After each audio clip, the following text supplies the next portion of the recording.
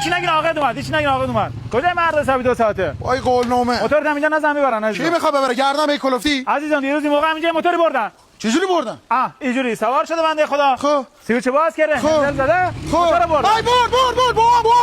بکش وای بپوشون خانم باید دید رایت بپوشون عروس بو تیبا میاد فوس بعد نزن حاجی نیم ساعت خودت میفهمی بسم ربی حول باقی استاد زده هوبل باقی مورد معامله یا اول دفترچه چیه چیزی نی استاد پول پیرنیان ماشینم داره دوشیزه مکرمه پاک دامن حالا یه ذره دامنش هم خاکیشه چه اشکالی داره یک دستگاه دوشیزه مدل آخر 1273 شاسی به شرط ولی پالانی خورده صلوات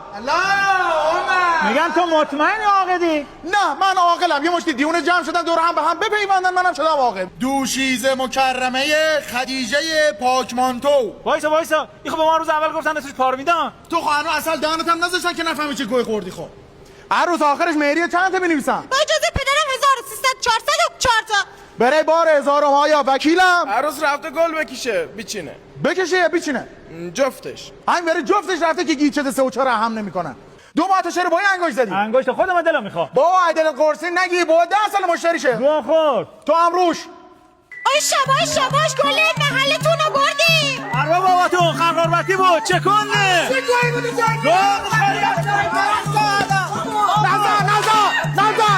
نزا هیچ کی چوغ بالا نزنه منم مرداش اومدم هر کی دعوا داره بگه گوه خوردی تو آقا بالا ببخشید جر شده مشکی هم خوردی بچه مرداش باخ نمیده حالا چقدر تقدیم کنید قابلت نداره قربونت برم منزه خوشگلی عروس خدمت شما عزیزا